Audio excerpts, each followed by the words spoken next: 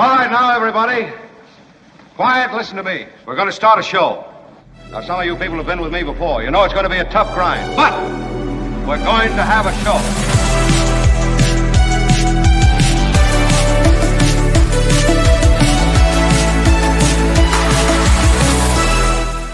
Oh, thank you all. Well, my goodness, when you put it that way, it's hard to say no. It's hard to.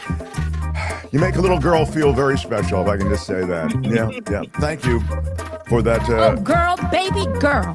Don't even play. It is true. I am. Girl, you just woo. Well, thank you. I'm really a bit overwhelmed, I must tell you. Kim is here. Kim, how are you? Albert is here. Albert, thank you. I've been up all night with a cold or whatever. My throat is super sore and nothing COVID? good's happening. Did you take a COVID test? I'll take the COVID test. We got one in the kitchen. I'll take one. I was just, I don't even know what what do you do now? If you got COVID, what do you do? I mean, you can tell me. If you catch it soon enough, you take the medicine. You know. Oh, the Paxlovid? Yeah, I'm not going to take that. So No. I don't know, but I'll take the test anyway, whatever. Anyway, what was I saying? You're sick. You don't feel well. Oh, I'm going to do, I'm going to get you a lot of, what do they call that? Momentum, critical airspeed. Sure. And then I'm going to jump off and let you handle things. Mm-hmm. We have two great interviews with you, and that's not counting the interview with John Rothman. So, Rothman's here regularly. Rothman is back today. What? Yeah. The presidential historian, our former colleague, brilliant guy, lecturer. He will be here bottom of the hour. There are two interviews that we'll do, or conversations that we're going to have. They will be in the second hour. One is around a book from a brilliant professor named Alice Lovejoy, and she writes on film, and she writes on the film industry, and she writes on film and culture. She writes a lot about aspects of film that are, and cinema that are sort of big picture issues. Yeah. I guess that might be a way to think. Like, in other, she doesn't lecture, I don't think, about, like, watch the movie Goodfellas, we'll discuss it in class tomorrow. It's not that kind of thing. That's my kind of class. Yeah, that would be the, all of our kind of class. But she wrote a book, researched it for 3 years, and it exposes the way in which the film companies, okay, Kodak, AGFA, remember that one? You used to have AGFA film and you'd load it into your camera, or Kodak film, you'd load it into your camera. Those companies were intimately involved with weapons of war and with dealing with chemicals and toxins that were used in the war machine. And the book is fascinating. So we'll chat with her and you'll get a little glimpse of it. That'll be the beginning of the next hour. And then an interview with, finally, we bring a therapist in to talk to me, which is the only way I'll get to a therapist. And it's about time for that. She is terrific. And Dr. Judith Orloff is her name. And her book is about empathy. And you don't know this about me. I don't think I knew this about me. But Judith Orloff, the esteemed doctor of psychology, she has diagnosed me or identified me as an empath. Are you sure? Yes. What? Do we need to check her credentials? Because I don't know. Oh, how dare you? Morning. How dare you? I do like how you killed two birds with one stone. So you got to talk to a therapist and you made it content. So Yes. very good on your part. And I wish you guys would help me bring more therapists through. I don't have much time. I'd like to go out happy. I found marijuana, which is really a cool thing. Where are my weed smokers at? I don't smoke it, but I'll tell you what, that edible does just take the edge off of life. But the empath part of the way we're made up has really been a problem for me. And I'll you'll learn more about that, but it's not really about me, but it is sort of about me because it's a gateway to the larger conversation. And we have the conversation next hour. It's a short conversation, a short visit. I wish it had been longer. But I don't have the money for the long therapy sessions. I only have the money for the short therapy sessions. So, Dr. Judith Orloff, what? The question is, what isn't about you? I mean, you Yes, are kind of a big thank you. deal. I mean, thank you. Look, I don't know. It was wrong. It was stupid, and I'm trying to be a better person. Okay, I don't know what I'm apologizing for. All right. But mostly we're looking forward to John Rothman. So I'm going to probably drop the show off there, bottom of the hour. I got a because I'm staggering here a bit. I did get some emails, and I wanted to thank all of you who have been wonderfully connected to the show that way. You can always drop me a line. The email address is themarkthompsonshow@gmail.com. You have to put the in there, themarkthompsonshow@gmail.com. I've received a lot of positive letters. Yeah. Randy, who is active in our chat, is also active with emails. Was saying to me on the school shooting this morning, there's a Minnesota school shooting. Yeah. I guess the guy shot through the window of a church. Is that right, Kim? Yeah, the kids were gathering for mass at a school in Minnesota. 2 dead, 17 injured children. That is what we know so far. Randy says, "Hi, Mark. This is what I just heard someone say on Fox News about the school shooting in Minnesota. It was Trey Gowdy, who is an ex-congressman and has a weekend show on Fox News. Gowdy said that some consolation that comes out of the 2 kids, 8 years old and 10 years old, who were killed in the shooting, is that they are now with the person who loves them most, Jesus Christ. Are you effing kidding me?" is what he says. And it's what I say. Yeah. That is offensive. Yeah. That is offensive. What else did I get? I got from Richard Delamater. I've received a lot of positive letters. I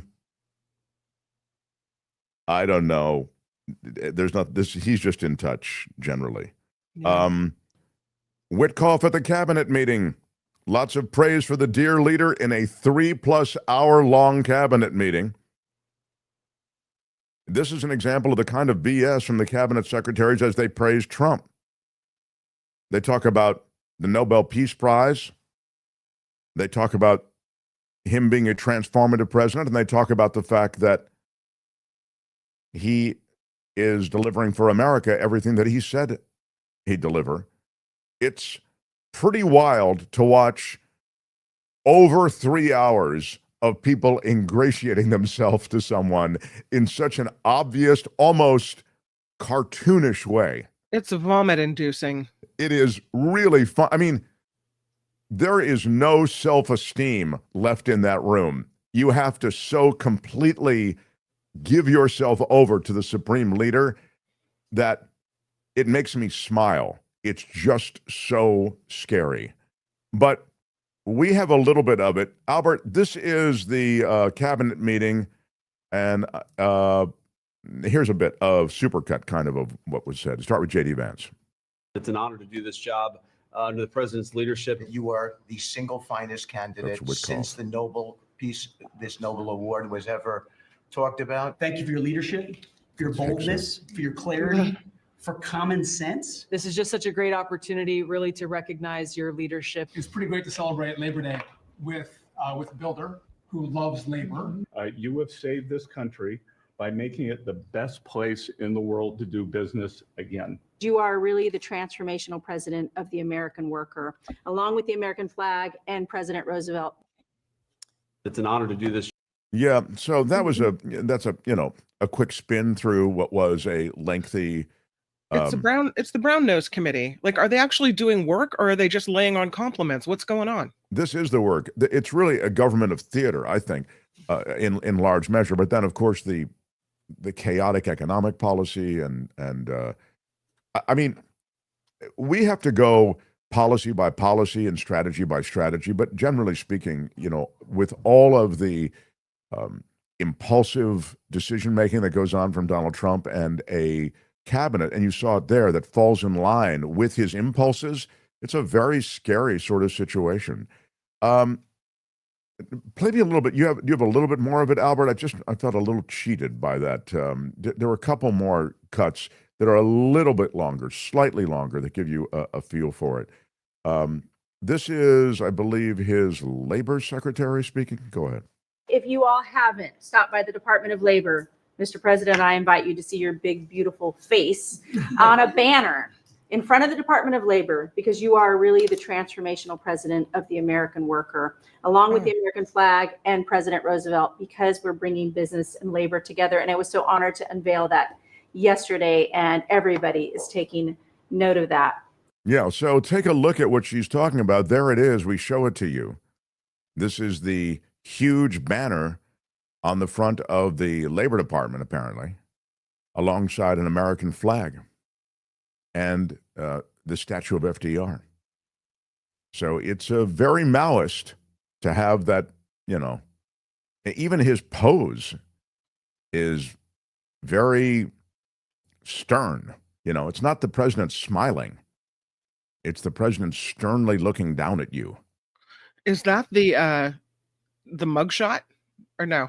It's similar to the mugshot, isn't it? Yeah. Mm-hmm. Albert, play me something else from that cabinet meeting that's a little bit longer than the don't we hear. This is Pam Bondi. We're also going to have boaters, Secretary Duffy, right, on our waterways. Boaters. It's illegal to be under the influence and on a boat. So get a designated boater if you're out on our waterways, whether it's the Potomac or the Gulf of America or the Pacific. Wherever you're out this weekend, people need to be safe. Oh, my God. All right. And by the way, speaking of boaters and drinking, there is a group of them. Looks like there's probably a beer or two being passed around that crew. They're flying their Trump flag and out there, on the open waters.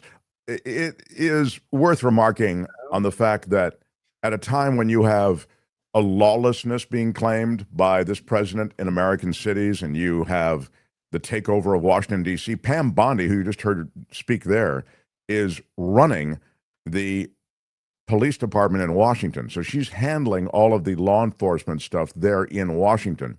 She's also, of course, the top law enforcement in the land, law enforcement officer in the land. If you tell you Trump considers himself, I guess he would be. But in any case, my point is, when you look at everything going on, you talk about this unrest in American cities, and Chicago is next, and then we're going to San Francisco, and we're going to send the military in all these places, and we've talked about what that really is about. But it's odd to me that Pam Bondi's talking about the, drinking alcohol while you're boating on Labor Day weekend. It's such a trivialization of the kind of intense, heavy stuff that's going on in America right now. You guys have told us how dangerous everything is. You guys have taken over American cities, and you guys have, ICE agents all over the place. You have ATF all over the place, FBI, DEA. You brought them all in because you want to crack down on crime.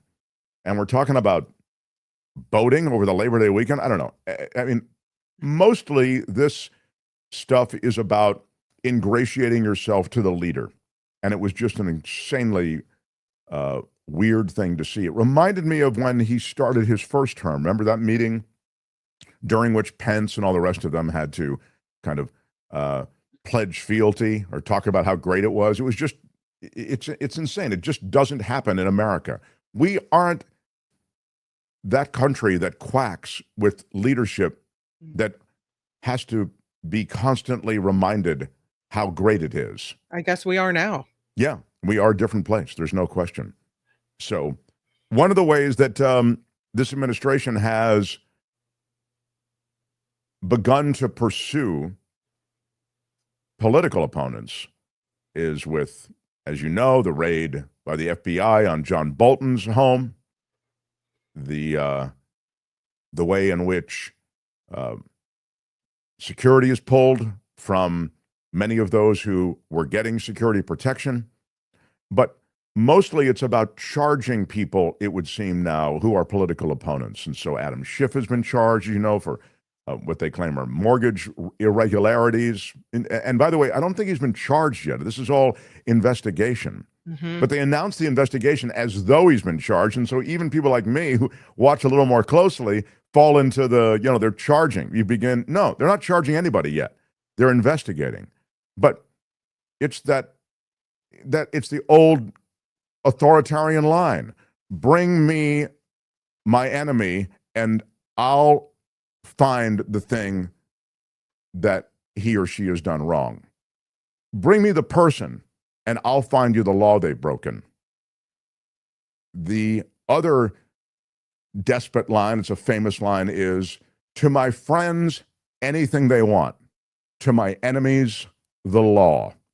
Yeah. So Trump is bringing the law down on his perceived political enemies. And so his latest henchman is this Bill Pulte guy. He's the country's top housing regulator. And when you look at what he is doing against the Fed governor, Lisa Cook, you see how they are effectively weaponizing many of these regulatory agencies. So he said, when he was being confirmed by senators, the number one mission will be to strengthen and safeguard the housing finance system, he said. But what he's really done is he's targeting President Trump's political enemies. He's using property records to make accusations of mortgage fraud. He is encouraging these criminal investigations. And he is, again, taking this position that shouldn't really be this prominent. So you get the person's name, whether it's Adam Schiff or Letitia James or Lisa Cook, all three so far. Who else? Who knows who else? What other names he's got in his pocket? And you dig into their mortgages and you look for whatever irregularity you can find, and then you amplify it and say there's going to be a criminal investigation, and it makes it look like these people have done something wrong. Right. You haven't even charged them, but you just say it looks like we may want to investigate this further, and then that gives Trump this excuse, you know, to go after, in this case, Lisa Cook, and say that, quote, she seems to have had an infraction, and you can't have an infraction. And he has, quote, some very good people in mind to replace her. Again, she has to be fired for cause, and even the mortgage thing wouldn't be for cause, but who's to say whether the mortgage thing is even real? But this guy Pulte is, again, director of the Federal Housing Finance Agency, and so he has access to all these finance records when it comes to housing in America. So he oversees Fannie Mae and Freddie Mac and all those mortgages, and it looks as though he is going to be Donald Trump's latest henchman and go after so many of Donald Trump's perceived political adversaries. So he's made allegations of mortgage fraud against Adam Schiff, as I was saying, one of Trump's top antagonists on Capitol Hill. Attorney General Letitia James, who filed the lawsuits against Trump, right? And we'll see how he wields this power and whether they will run this out. Trump is also talking about going after George Soros now. I mean, this is clearly an administration bent on revenge, and it's a front and center issue. Kind of scary.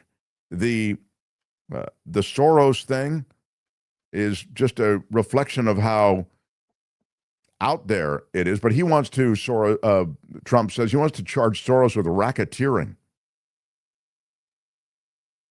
He says that he wants Democratic donor George Soros to face racketeering and corruption charges for supposedly supporting violent protests across the country. Trump said, quote, Soros and his group of psychopaths have caused great damage to our country. That includes his crazy West Coast friends. Be careful. We're watching you, the president said. This is a thing. This is a thing. good or bad that he's focusing on his retribution tour instead of hardcore focusing on all the things that he wants to do to change the country. Because if his attention is split to the retribution, maybe, then he is slowing down a little bit as with signing all these executive orders. I don't know. No, I mean, that's a really fun spin, but that's just not what's happening. I mean, he's able to walk and chew gum. This administration and this Project 2025 and Russell vote, they have an agenda. They are executing it to a T. He is in American cities. He is starting with Washington, D.C. He is bringing in all of those agencies I mentioned, from FBI to ATF to DEA, which these are younger agencies, so he's able to do more with them. The thing about the military is you have certain restrictions from a federal standpoint as to what you can do, but when you bring in some of these other agencies to which I've referred, you can bring them in and do stuff with them. You can, if you will, you can manage that situation without regard to breaking laws or things being questionable constitutionally. Those are questions that relate to the military, but all those other agencies you can do a lot more with. Anyway, he's doing all of these things, as I say, in American cities without, it's not as though he's so distracted with the other stuff that he's not able to get that stuff done. That's really scary. Yeah. He is, we'll see. I mean, his administration is populated by people who are all of questionable character. Witness the fact that none of them push back on virtually anything he says. And the conservative election researcher whose faulty findings on voter data, they were fraudulent voter data findings, but they were cited by Donald Trump as he tried to overturn the 2020 election loss. That conservative election researcher has been appointed to an election integrity role at the U.S. Department of Homeland Security, according to the Associated Press. Heather Honey, Pennsylvania activist, is now serving as the Deputy Assistant Secretary for Election Integrity in the department's Office of Strategy, Policy, and Plans. So, these are the new ways in which this administration will rewrite the way we do so much in America. And also, this, I think, reflects a kind of retribution that they will not stop. This is clearly a centerpiece of what this administration wants. And this guy, you should get to know him. This Pulte, he's 37 years old. He, again, director of Housing and Finance Agency. He's going to turn the information he has loose and try to turn it on many of the president's foes or perceived foes. And if that doesn't work, then they'll do what they want to do with George Soros, where they say we're going to charge him with racketeering for stirring up protests. And this is the work. And then, of course, Pam Bondi salutes and tries to go get it done.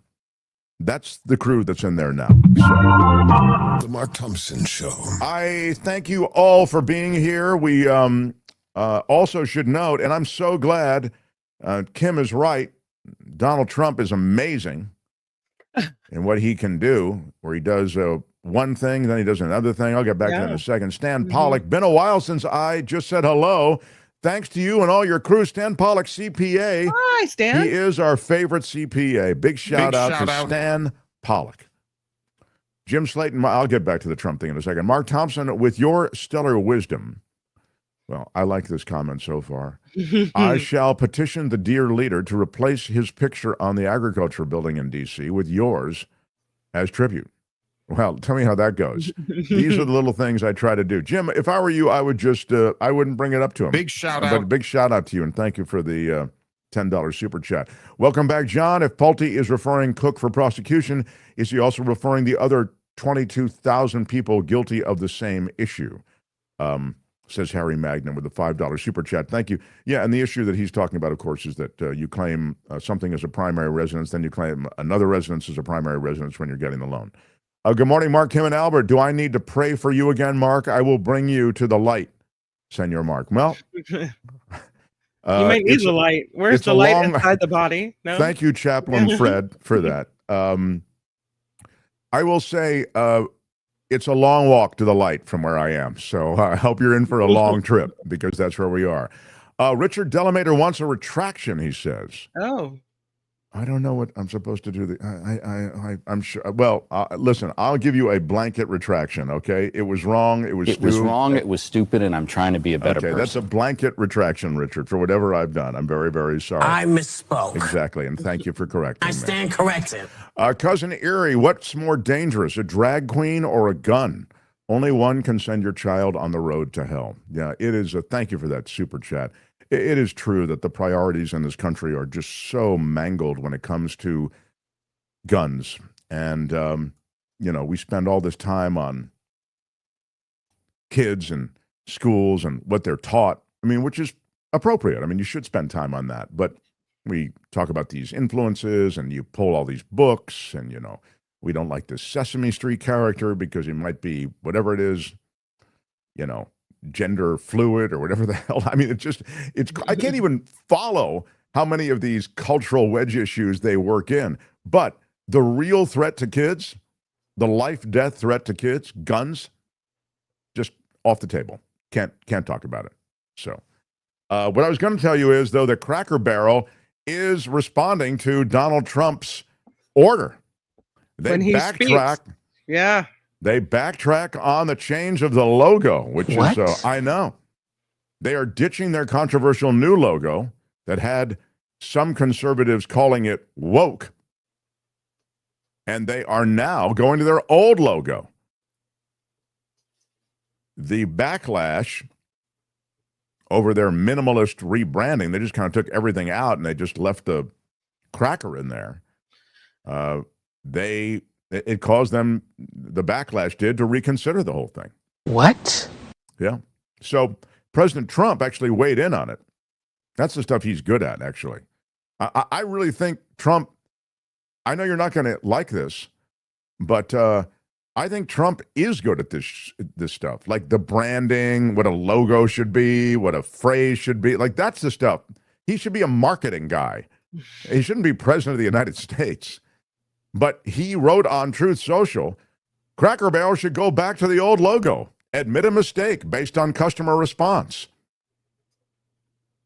Manage the company better than ever before. They got $1 billion worth of free publicity if they play their cards right, Trump said. Very tricky to do, very tricky, but a great opportunity. Have a major news conference today. Make Cracker Barrel a winner again. Anyway, then he goes on to, remember, in a short period of time, I made the United States of America the hottest country anywhere in the world. She was a 6 before, now she's a 10. Anyway, they did. The Cracker Barrel people have gone back. They've cracked the barrel, and they are bringing the barrel out. You heard of a president getting involved in a company logo situation before? Well, those are the old presidents, Kim, that didn't. The new presidents are going to get involved in everything like that. Yeah. Donald Trump is saying, by the way, that many people in America he's hearing, while calling him a dictator, actually might like a dictator. No, we don't want that. Yeah, he was signing a series of executive orders that would intensify the crime crackdown in Washington and other cities, including Chicago. He griped about the negative reaction he was getting.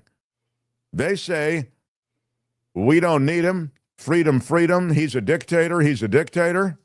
A lot of people are saying maybe we need and like a dictator. I don't like a dictator. I'm not a dictator, he said. I'm a man with great common sense, and I'm a smart person. And when I see what's happening to our cities, and then you send in troops, instead of being praised, they're saying you're trying to take over the republic. These people are sick. Oh, do you have it, Albert? Here it is. Right now. And they don't acknowledge it. And they say, we don't need him. Freedom, freedom. He's a dictator. He's a dictator. A lot of people are saying maybe we like a dictator. I don't like a dictator. I'm not a dictator. I'm a man with great common sense and I'm a smart person. And when I see what's happening to our cities, and then you send in troops, instead of being praised, they're saying you're trying to take over the republic. These people are sick. But I'm really saying, and I say this to all of you, in a certain way, we should wait to be asked because they have cities that are so under control, out of control. So we go in and fix it. They take the full credit for it, and they go out and say, I heard it this morning. They're saying how well they've done over the last 10-day period, that they set record lows. They don't say that we're there with very tough people, by the way. They have to pass the toughness test. Otherwise, they're not working for us. So, and we're allowed to do that now, according to the United States Supreme Court decision. Now, they have to pass the toughness test. If they're not tough, we don't want them for this job. They might be great for other jobs, but not for this job. Okay, thank you. You know what? The one thing that didn't happen, everything he just said regarding people coming forward going, oh my God, we've got the lowest crime rate over the last 10 days or whatever. That just didn't happen. No mayor said it. No official said it. It just was made up. But all right. I really hope you'll touch on with John Rothman the Doge thing. I think it's a pretty big deal. The Doge crew, those 19-year-olds who came in, 19 to 26-year-olds who are like, the Musk wannabes. Sure. They came in, they had clearance. I mentioned at the time, we talked about it at length.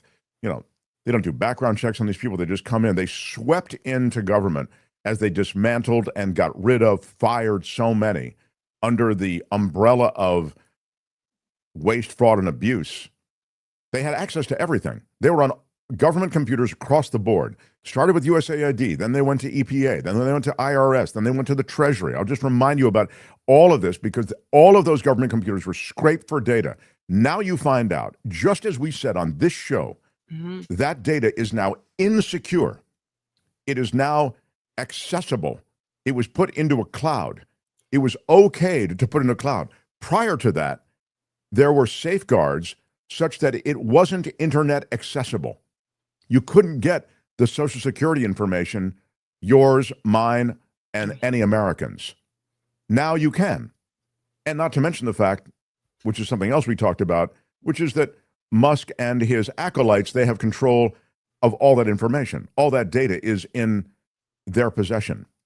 So now we learn through a whistleblower that, again, this security data that we were told was so secure, Social Security data, so secure, isn't secure. No. And without whistleblowers, and they're quickly being washed out of government, a lot of stuff like this is going to happen. So, again, Doge, the fraud was that there wasn't any waste, fraud, and abuse being addressed. It was a wanton and complete chaotic dismantling of government. Wasn't even done with a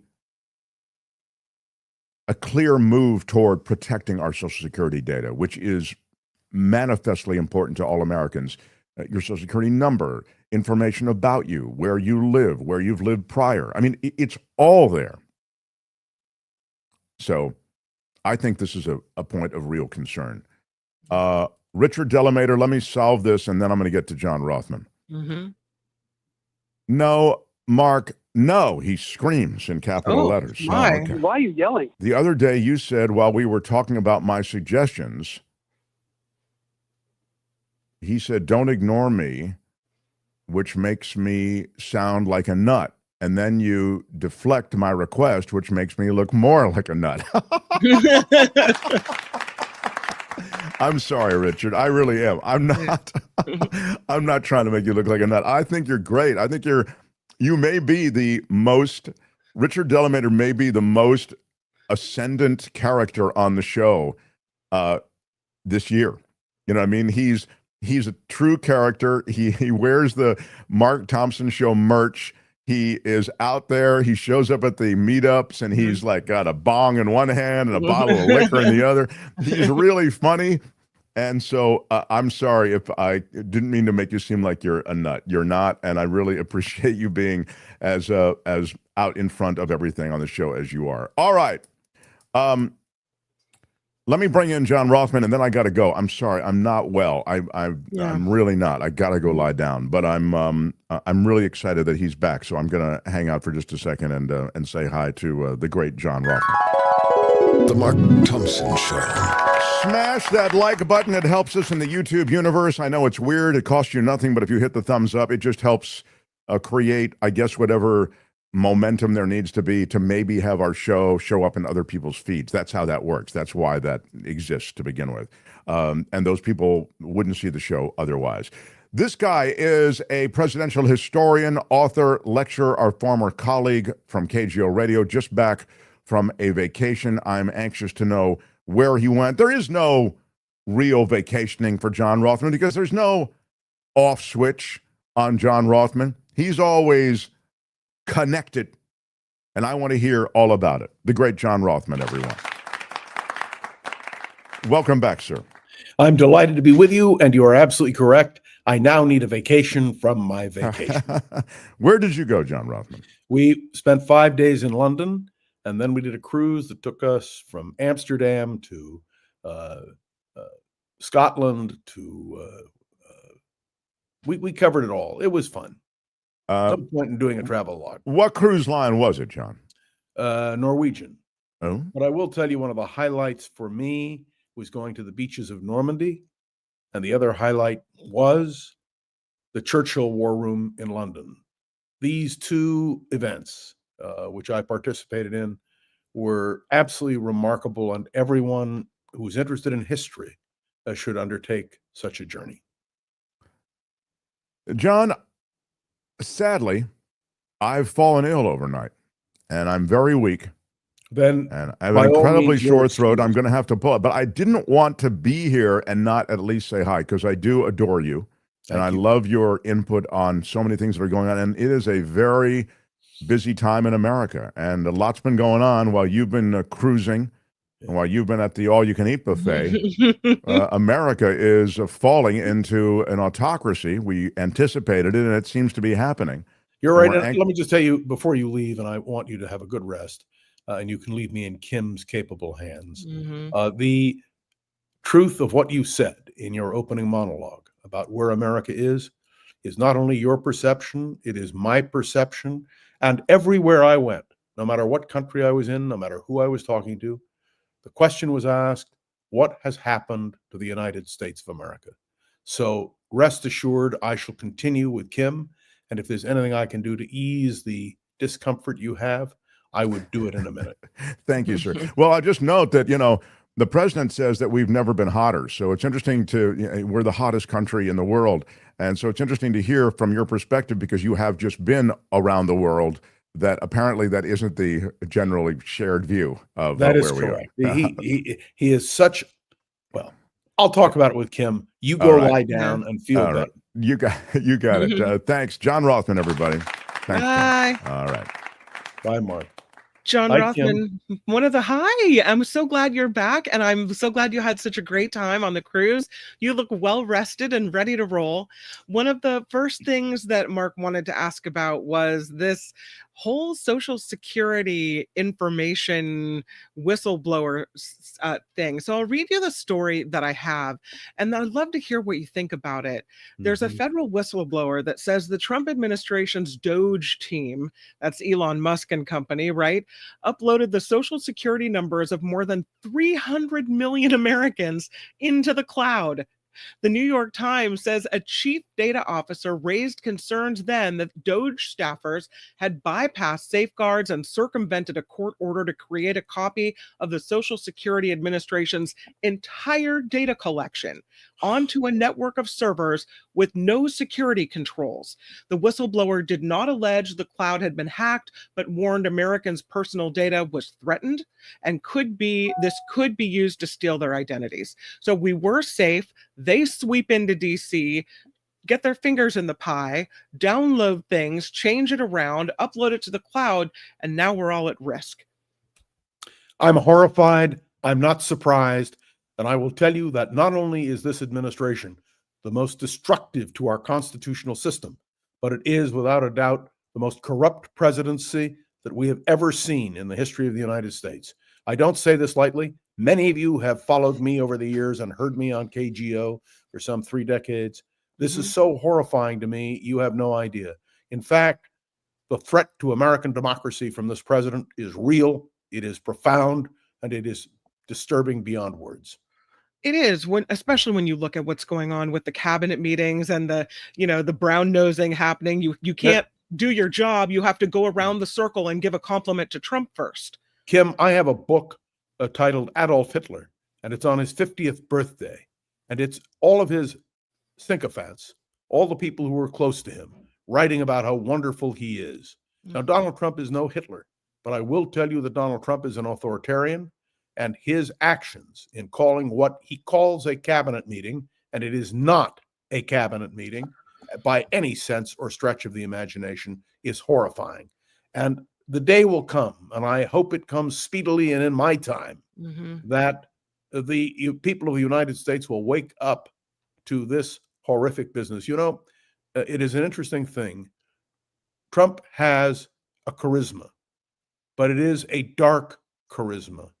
He has a direction, but it's a dark direction. Yeah. And so I don't want to be redundant to what Mark has said, and I know what you feel, nor do I want people to think that I'm simply suffering from Trump derangement syndrome. I am not. I'm a political historian. I analyze the American presidency. I've done it on the radio. I've done it on television. I've done it in classrooms across America. Believe me when I tell you, we have never had a greater threat to American democracy than Donald Trump. And let me just add, I regret having to say this. I had hoped against hope that I would be wrong, but I regret to say that on every one of these points, I am not only accurate and precise, but there needs to be a real opposition to what Donald Trump is doing. The Democrats, a lot of people blame the Democrats. Democrats don't have any power. They don't have the votes. As long as they don't control the House of Representatives or the Senate, they have nothing to do. And that is a tremendous threat to the American system. There is no balance of powers. And in fact, while I was away, the White House press secretary dismissed the idea of balance of power and suggested that a president is the one who has to make the decisions. I can only tell you this is abhorrent to me. And I thought to myself, if I could only bring the American presidents of the 20th century together, and they could hear what is happening now. And I'm talking about Republican presidents, not just Democrats, but Republicans. They would be horrified beyond words. When Donald Trump Jr. on the ellipse on January 6th said, this is no longer the Republican Party, it is the party of Donald Trump. I regret to say he was right. And let me, again, because I know you have many other questions for me, let me be perfectly clear, without any ambiguity, that this is a dangerous moment for America and for American history. When a president of the United States issues an executive order saying that he's demanding a fine for flag burners after the United States Supreme Court ruled that the flag can be burned as an action of free speech. Do you understand? He violates the very essence of his oath to uphold, protect, and defend the Constitution of the United States. It should be illegal to violate the Constitution. But then what happens? You get this veteran who, the minute the executive order comes out, goes outside the White House, lights a flag on fire, is arrested, a case that may or may not go to the Supreme Court. But does anyone think that if it gets to the Supreme Court, that the judges won't change their mind and won't change that precedent-setting ruling? Yeah, well, what was the most terrifying thing to me, dealing with the courts, is the fact that the White House is essentially saying, forget the lower courts, forget the district courts. Look, Donald Trump just had a tremendous setback, as you know, where his call for the removal of all of the judges in the state of Maryland doesn't like any of them was dismissed. And by the way, the judge who, and you need to read the opinion if you haven't read it, the judge is a nominee by Donald Trump himself, and he's terrified by all of this.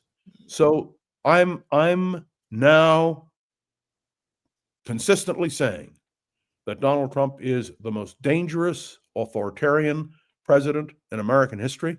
And I can tell you, and I guarantee you this, when you and I, Kim, sit down in 10 years and we reflect on the presidency of Donald Trump, when he's out of office and when this Trump derangement is gone, the American people will wake up and understand what a nightmare this is for American democracy. And by the way, if he tried to shut us down, which may be his next step, because take a look at what he's doing to the media across America. We have to respond vigorously, and I can assure you I will not be silent in any public addresses I give or on podcasts that I do every day or on this program. This is something that we must resist. History will hold us accountable if we fail. So I want to, and I wasn't going to do this, but I'm going to go back to something you said, which is that you don't like to compare Trump to Hitler. And I've heard that a lot, because just take the instance of what he's doing to the media, right? Calling us fake news, putting a target on the back of the media, getting people not to trust the media, saying that, the media lies, and that, looking at reputable agencies saying, oh, you don't matter, you're not truthful, alternative facts, all of the buildup to this not trusting the media, and instead, guiding people over to these alternative sources that are completely wrong, so that he controls the narrative of the story he wants people to hear.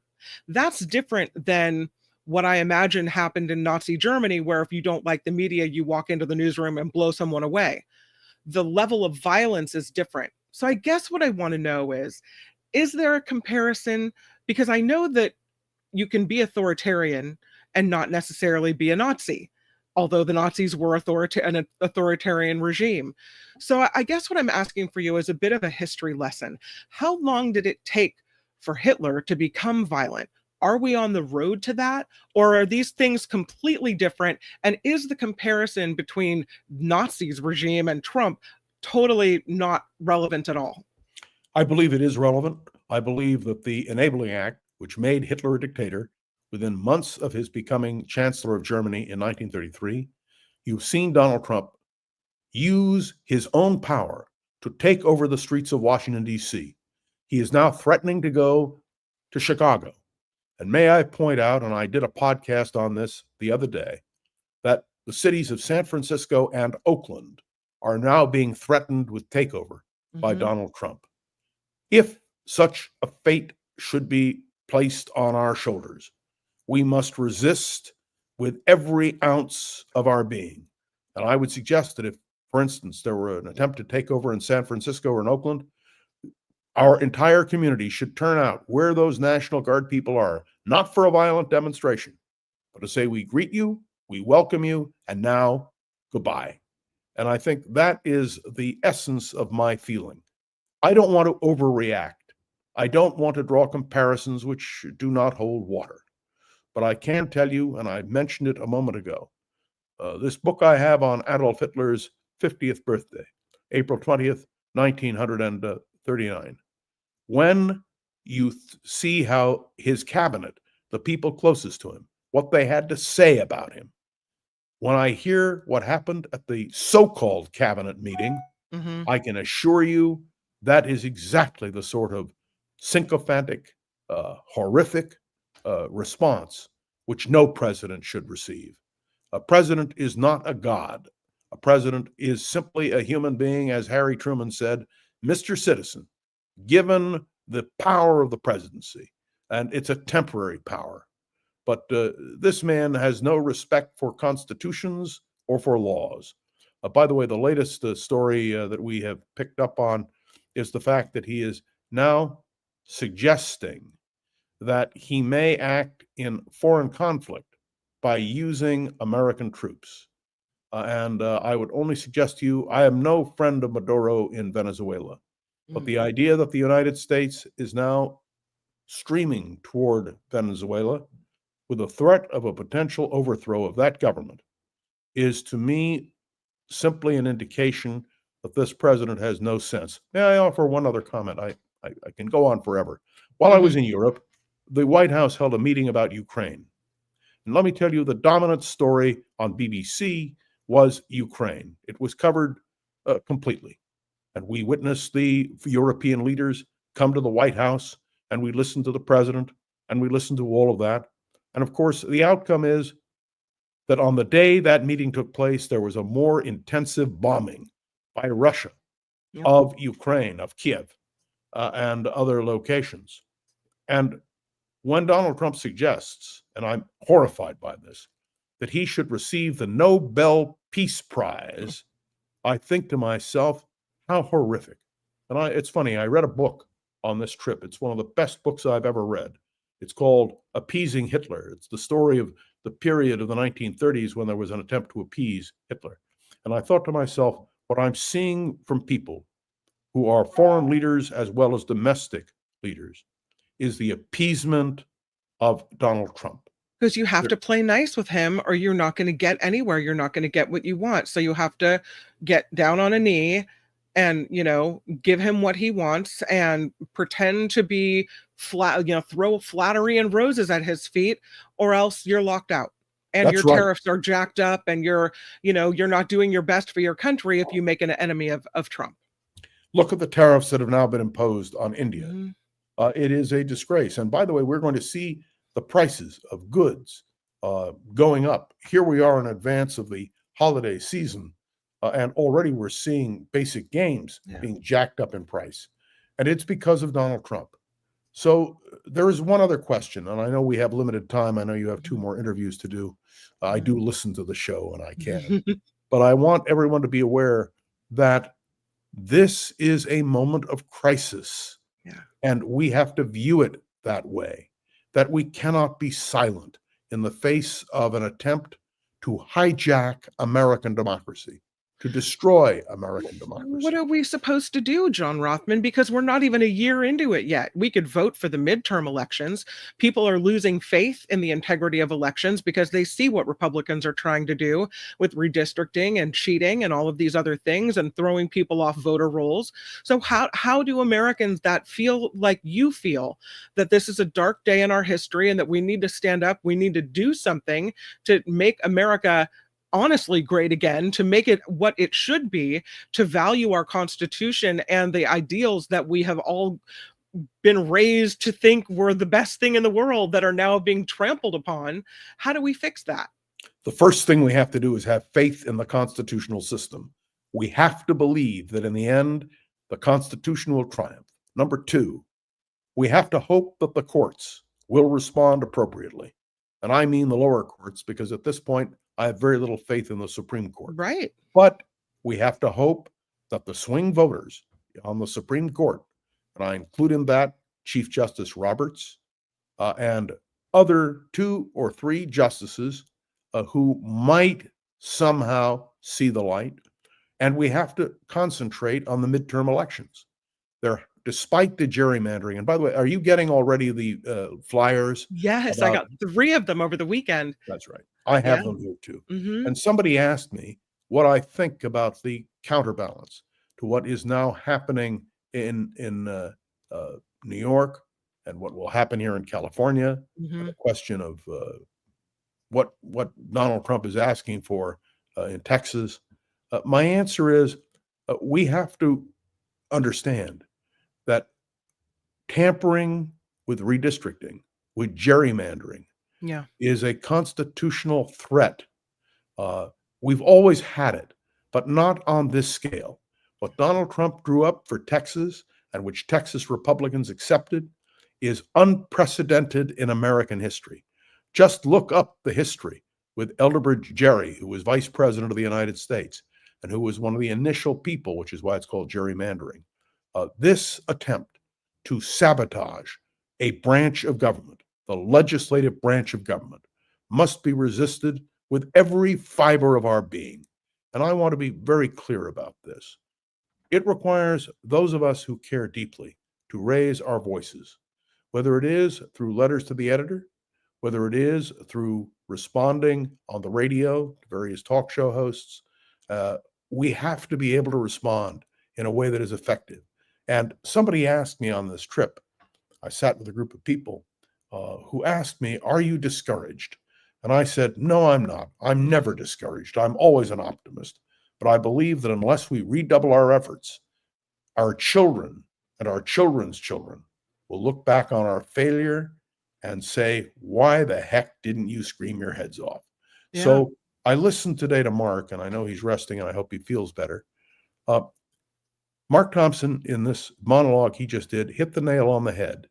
And if he and I were on KGO, and if you were with us on KGO, we would be sounding the alarm. I must tell you, one of the most disturbing things to me is the fact that the president and this administration have gone after the media, have blackmailed the media in ways which are unprecedented. The idea that 60 Minutes had to get rid of its executive producer because of those threats. The fact that the president, again, is suggesting that the licenses of NBC and CBS should be taken away. The fact that the president of the United States is taking these kinds of actions, the power of the presidency, not of Donald Trump, but the power of the presidency and the integrity of a free press in our country is in jeopardy. And that also is disturbing.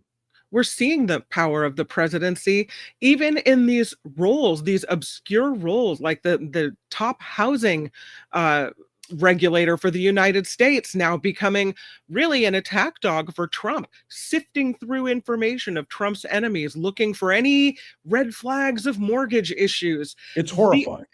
And what else, who else at what other agency is, instead of doing Every the job of the agency. American people, is going through and looking at Trump's retribution list. Every agency is under threat.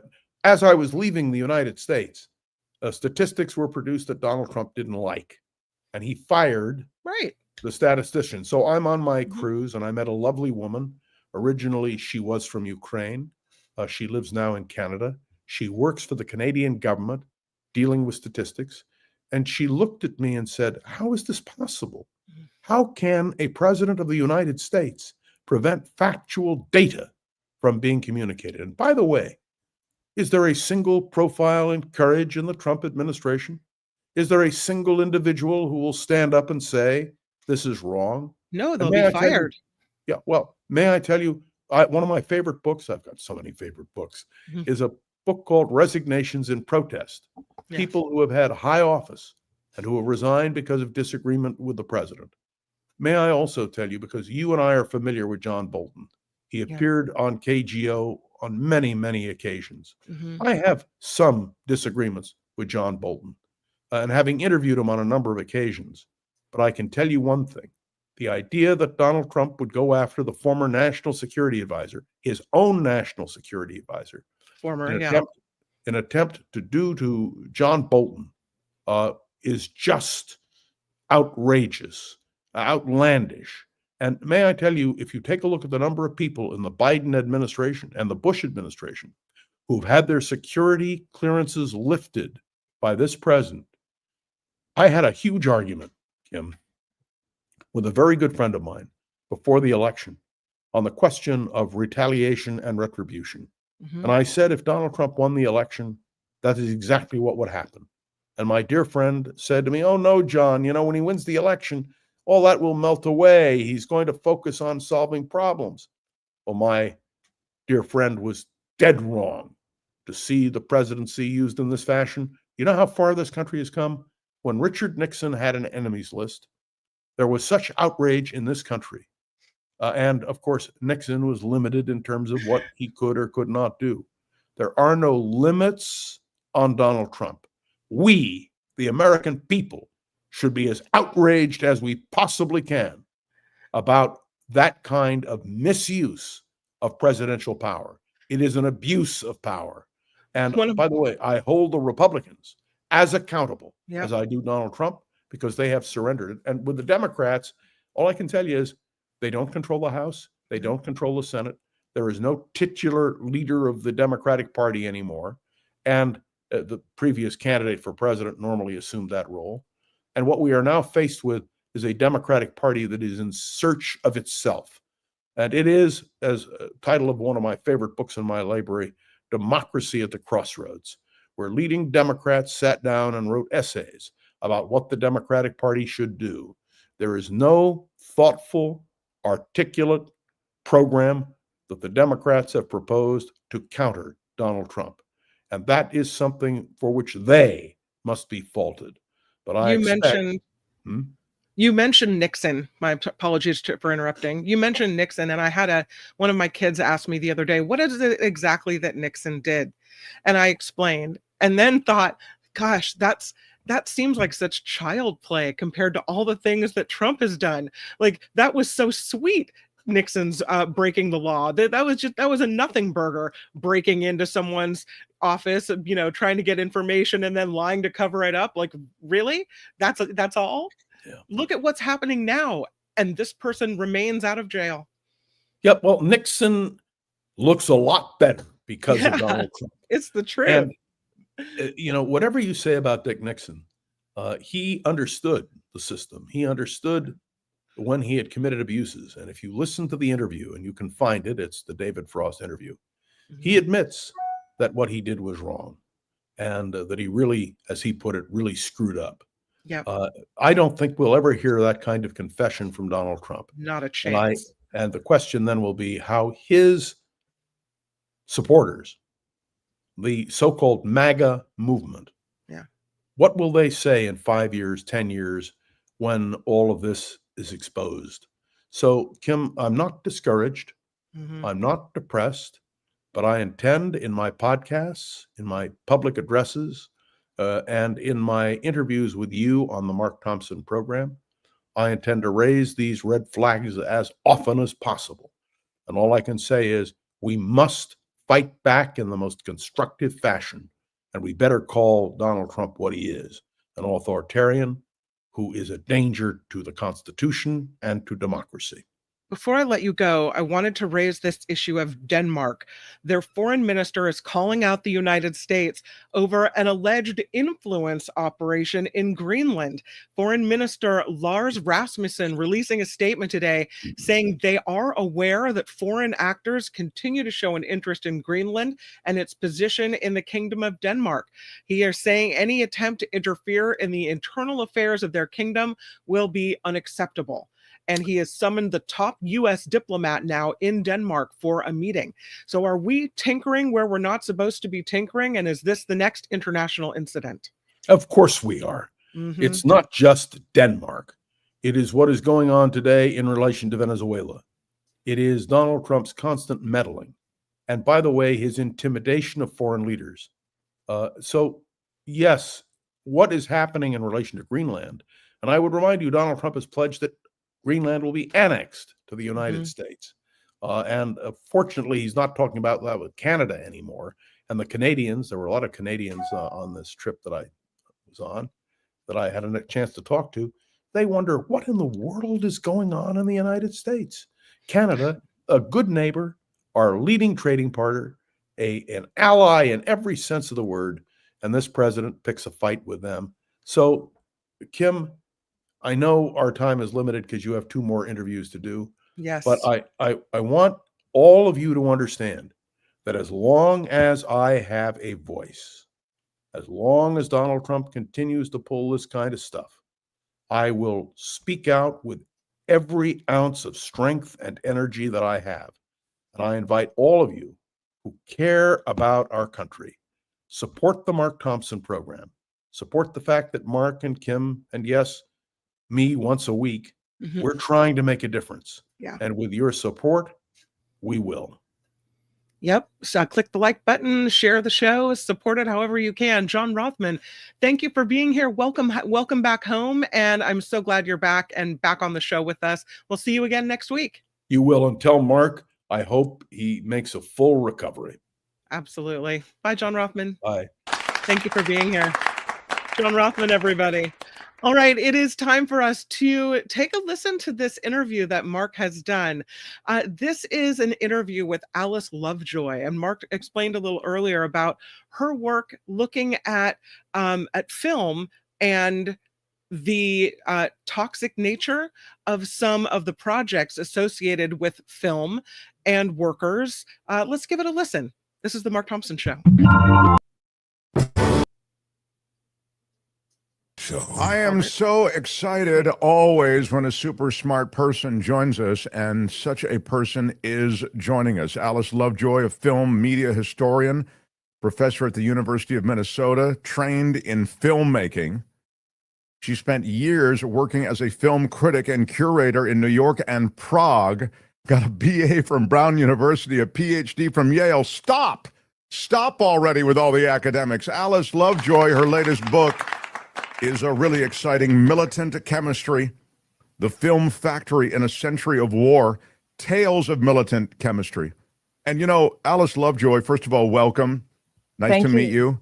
And because of your film critic background, I guess I was sort of expecting a book that, I don't know what I was expecting, but I wasn't expecting this deep dive into the world of actual filmmakers, that is to say Kodak, AGFA, these companies that made, that we associated with film, and how they're really chemical companies. I mean, it was it's a rude awakening from page one. So first, how did you discover this, or how did this happen? And then I want to reference something that's more contemporary that you reference at the very end of your book that I thought was particularly interesting. So we've got a lot of stuff to cover. How did you get to this place where you found out this stuff about these companies?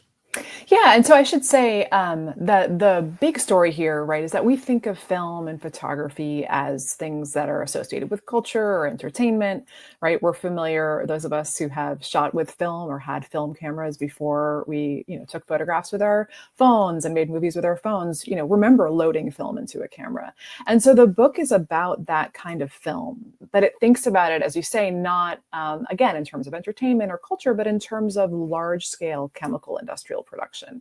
And this leads us into really complicated stories about large companies that made film and their involvement with making other kinds of industrial products. So plastics and rayon, cigarette filters, but also, and this is really the core of the book, weapons. So their involvement with the military industrial complexes in various countries during the 20th century. And so I got here, really by having been interested in this relationship between military and film and the military for many years, but also finding a mention in a Kodak shareholder report of the company's involvement with the Manhattan Project. And that's one of the core stories the book tells. Well, at the very end of your book, you reference something that I'd forgotten, and it wasn't that long ago. You say, I've been working on this book for about 3 years when on July 28th, 2020, the U.S. government announced it was loaning Eastman Kodak and Fujifilm millions of dollars to manufacture pharmaceutical products, part of an early pandemic bid to make the country's drug industry independent of China. To some, including me, Mark Thompson, I thought the loans seemed outlandish. As economist Robert Reich put it, quote, Kodak isn't even a pharmaceutical company. Now, you knew, and you even note here, by that point in my research, it took you 3 years to write this book. It's really well researched and sourced. I knew the outrage was misplaced. Kodak has long been involved with pharmaceuticals, as Fujifilm is now. In truth, Kodak was, in a way, well suited to join this pharmaceutical race. Yeah, I mean, this is a story of a brand that we associate with home movies, with snapshots, with kind of nostalgia, but that has always been a chemical company. And this is the case for every company that made film in the 20th century and into the 21st. And so it's a story of diversification, a very basic story of diversification on one level, where the materials that you use or the processes you use to make products can be used to make other things. And in some cases, those things are pharmaceuticals.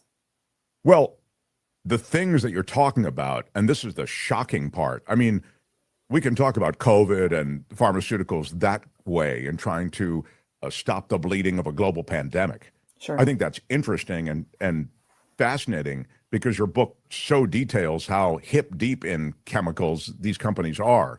But what it really details is these are volatile chemicals. These are chemicals of death. These are chemicals of weaponry.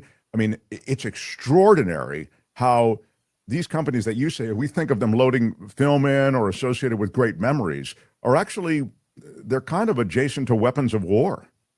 Absolutely. Yeah. And this is a story really, again, of how they're made, the factories where they're made, the processes that make them. And it is, again, a story of diversification. So, one of the weapons that I track in the book is poison gas. So this is a story that really is playing out mostly in Europe with the Pathé Film Company and with the Agfa Film Company.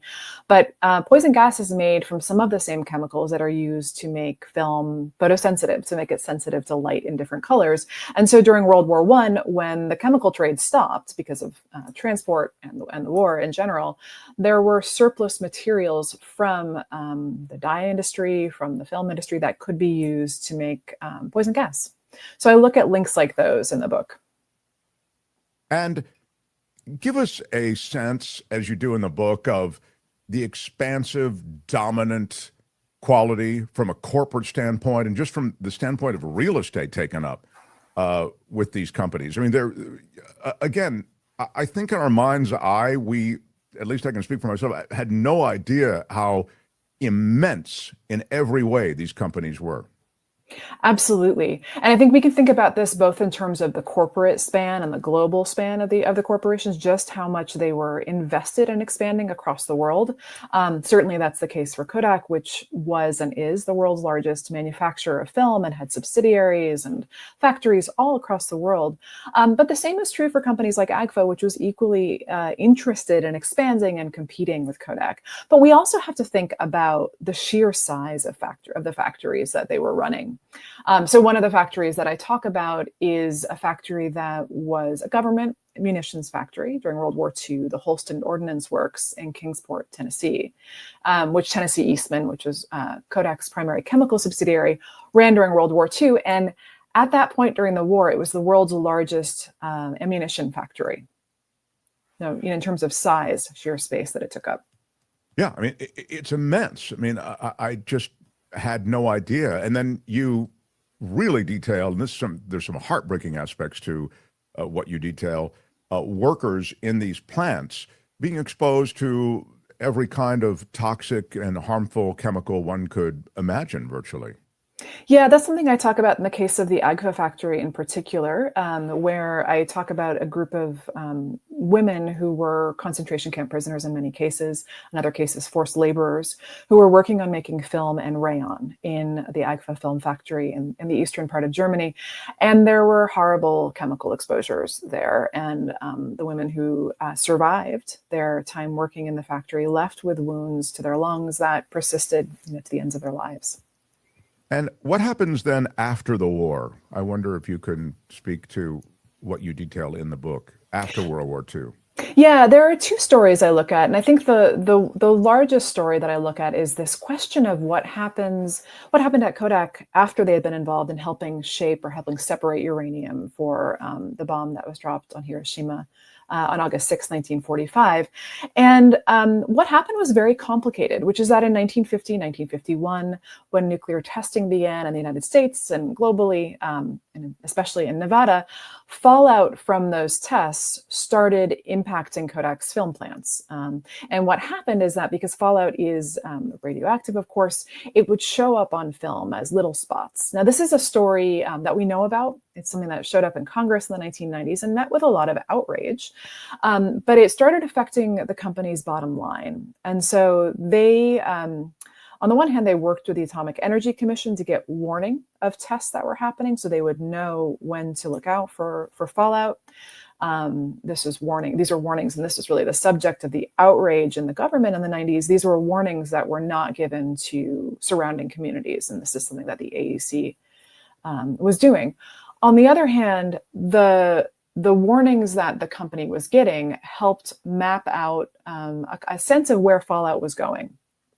Right, the fact that film was so sensitive helped give the United States a sense of where the danger might lie, right? What communities it might come to, et cetera. But it is a very complex question about what it means when industry works with the military, when industry works with the government, and the kinds of unintended consequences of that down the line. You see the way in which the relationship with the government is shaped early on, and then it's sort of like dealing with the mafia. You're in. I mean, I don't know that, and I guess I would ask you. I don't know if there was that reluctance where you're, necessarily dealing with the mafia and wanting to get out. It seemed as though Kodak and AGFA they embraced their role, kind of in these other industries. So I don't know if maybe the mafia parallel doesn't really hold up. But I guess what I'm getting at is, as the culture started to change and as the government and its disposition toward various theaters of war that it was involved with when these companies were so critical, when it started to change, AGFA and Kodak still took on a role of one sort or another. Yeah, and it's an interesting question, and I think we have to separate them out because one is working in the case of Nazi Germany, where there's a very developed relationship between the government and the chemical industry through IG Farben, and Kodak was working in the U.S., where there was, at least during World War II, a real reluctance at the beginning, I would say, to work for the project, for the Manhattan Project, because they didn't see themselves as having the expertise to really, contribute to uranium separation, to work with uranium. Whereas in the case of AGFA, it was really much more closely related to Nazi policies, and you could see that play out in the factory. But yeah, as to the question of these involvements that span decades, you do see the company's involvement with war efforts beginning during World War I and then continuing later, because the wars really help establish their size and give them the funds to grow, to build new plants, to develop new processes, et cetera. I mean, it's sort of basic research and development work, right? Something that we are seeing discussed very much in the news today too, how much industry and universities, especially after World War II, were central to military R&D work, to government R&D work, et cetera. I mean, this is the constant question, I suppose. I developed this technology. I didn't know that it was going to be repurposed in this destructive way, And so in a sense, that contemporary question is relatable to AI. It's relatable to any number of things, So bring us to today and sort of where this industry that you've focused on, it was so steeped in chemicals, and as we say, they were no strangers to chemicals. That's why the pharmaceutical example, I just love it there at the end. But I wonder if you can bring us up to speed on where we are today, and also how you see culturally, if there are any other areas now that you've become so well acquainted with this one space. I wonder where else this might exist. Where the connections between the government and the military. Exactly. Yeah. And I think today, making film is a much smaller business today. Most of the companies that I talk about in the book don't exist anymore. If they do exist, they're into imaging, product packaging, digital work, in some cases, medical imaging, right? X-rays are still a really, really important part of the imaging world and all other kinds of medical imaging. My book really kind of ends in the 1960s, so I haven't tracked this closely to today, but I do think we can see echoes of the relationships between government and technology and new technology in our digital machines, in our phones, in our computers, and in the places where the rare earths, the materials for these are mined, and in the similar kinds of violence that is part of their extraction, part of the mining, part of the growing, et cetera. So one of the things I talk about in the book is the role that the Belgian Congo played in providing uranium for the atomic bomb in World War II. Most of the uranium processed at the Y-12 plant, which Tennessee Eastman ran, came from the Belgian Congo. And this was in a colonial context when Belgium was a colonial power and the labor practices were extremely exploitative, extremely dangerous, et cetera. But today we see the same province that sent so much uranium to the United States for the atomic bomb being the center of cobalt mining.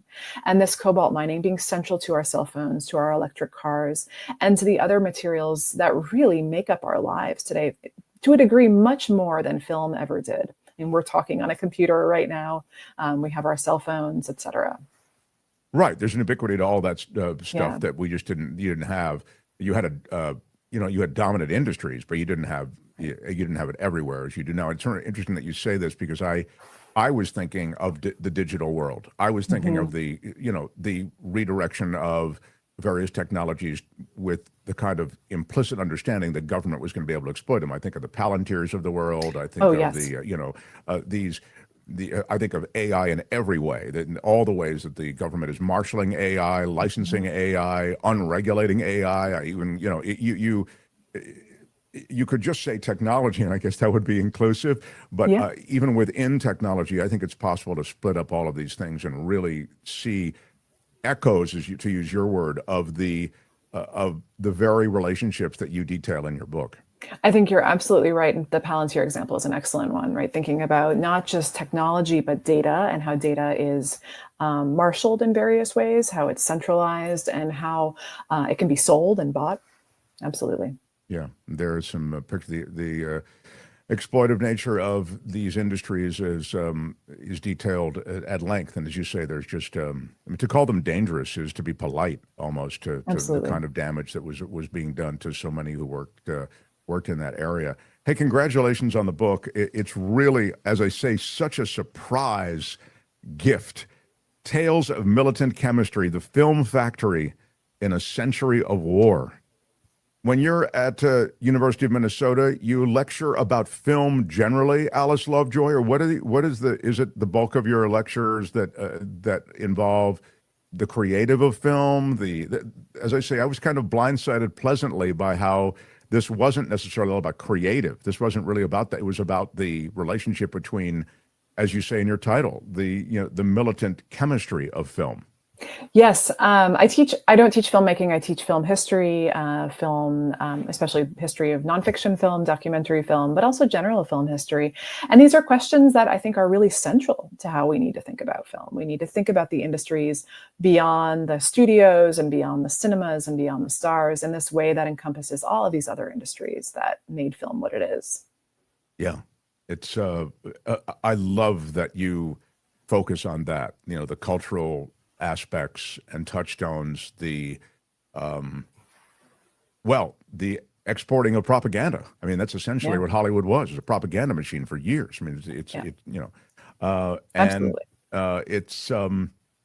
And documentary film is just such a fascinating way to explore concepts and all the rest. I wish I could audit your class, I guess is what I'm saying, Alice, Professor. So I await your next visit. It doesn't have to be a book. We can reach out to you about some film thing. The industry is always in the news. It would be a pleasure. Okay. Tales of Militant Chemistry. I'm going to hold you to that. The Film Factory in a Century of War. It's such a pleasure to meet you, and congratulations again on your wonderful work. Thank you. It's been such a pleasure to speak with you. All the best to you. To you as well. The Mark Thompson Show. The Mark Thompson Show. It was great. I loved it. How would you handle this? We could try ignoring it, sir. Morning. You cannot say you love your country. Where are my weed smokers at? Stay at home and get baked. Right on, everybody. Right on. So cool to welcome in another super smart person. This is a psychiatrist who's on the UCLA Psychiatric Clinical Faculty. She is an empath, and we will talk about what that means in a moment. She's a pioneering psychiatrist and a leading voice in this empath movement, and we'll talk about what that means as well. Put it together for Judith Orloff, MD, everyone. You're everything I need in one guest. You're a psychiatrist and MD. My God, can't we just move in together and you can try to solve my problems? Welcome. You're welcome. I will. Your book, which is coming out in October, I believe. I mean, it's not your first book. You're very well published. You have books called The Genius of Empathy, The Empath Survival Guide, and your book that comes out in October will have a link to pre-order is called The Highly Sensitive Rabbit. Again, relating to, I think, the sensitivities associated with empathy and with the showing our emotions. From what I've been able to understand, it's sort of in that space, right, Judith? Mm-hmm. It's for children, and it's for the sensitive person in each adult. Every highly sensitive rabbit all of us have inside of us. And what is an empath? An empath is somebody who is able to sense and know things beyond the linear mind. And I'm an empath. I've been an empath since I've been a little girl. And what that means is that I tend to be very intuitive, and I love connecting to nature. I can read people intuitively, and I can just connect with life in a very deep way as opposed to just linear. However, the challenges of being an empath are that people who are empaths take on the energy and the stress of other people into our own bodies if we don't set adequate boundaries. And so it's so important to learn the skills that I talk about in all the books in order to do what I do, to practice it, because I, love being in the world. I love treating patients. I love giving workshops. So I'm out with people, and I don't want to absorb your pain. I don't want to absorb your stress. It's none of my business actually to do so. So my work as an empath is to keep a boundary that's healthy. That doesn't mean I can't love. That doesn't mean I don't care about you enormously. It just means that I don't take on your stuff. And so that's a challenge that empaths have to face. So, I am, just to use my own situation as an example, I'm a very emotional person in that when you tell me a story about some challenge you have emotionally, some illness maybe in your family, some loss you've had, or then even when I contemplate things along those lines in my own family, but that always tends to touch us. I'm really talking about hearing others struggle, even reading about others struggle. I'm very moved by it, like moved to tears. I've been, I can be moved to tears even as I hear someone tell me a story of their family over like in a busy lunch counter. It's very intense, and I honestly don't like it. I mean, my mother is a little like this. I think I'm even worse than my mother. And, so I am extremely sensitive to the struggle of animals and of other creatures in our environment. I mention this because I'm trying to shake it, actually. I think it's only getting worse as I get older. I think as you get older, you're kind of you weep around, you tend to weep more. The whole world just brings you to tears more. And so I'm coming around to this, like, now, is that just a super emotional guy, or is that empath? I'm trying to really draw the distinction. If I was to start talking about one of my struggles, would you take it on yourself? I don't know what take it on means, but I might react by choking up, So you couldn't tell the difference between mine and yours, essentially. You would merge with me. Right. Okay. All right. That's an empath. As opposed to just being an emotional guy. I mean, I suspect you were a very empathic boy, and that you were very sensitive. And it's hard because when I wrote the highly sensitive rabbit, that rabbit was bullied and was, not appreciated and called overly sensitive and a crybaby, and never felt like she belonged in the world. And of course, it's modeled after my own childhood. So I have a lot of empathy for you, but especially for boys. It's very hard to be a sensitive boy and not be mocked in our culture. And it's possible. And I believe that sensitive men are the new paradigm that we're searching for. That it's important to be sensitive. I mean, I don't know anyone who wants somebody who's just in their head, or some macho person who doesn't have a heart. I mean, I don't know anyone anymore who wants that. Yeah, I mean, you say that, but the culture actually in society, I think, is more about the kind of muscular flex, almost literally muscular flex, associated with masculinity now. I mean, it's typified by all the leadership that you find now and all the things that are rewarded, and the new spate of talk show hosts and podcasters and all the rest. So when you say, I don't know anyone who'd want that, I mean, I don't know. I think that may be the thing that's most rewarded and celebrated in our culture right now. Okay, let me amend that and say, I don't know anyone healthy who would want that. Okay. Well, you're presiding over a sick nation, so I don't know.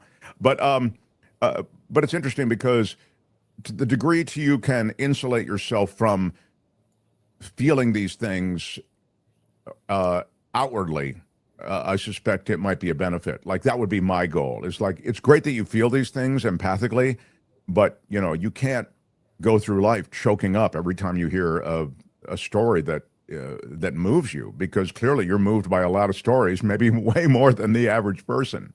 Absolutely. You could be moved by something without becoming it, without becoming like you're living that story yourself.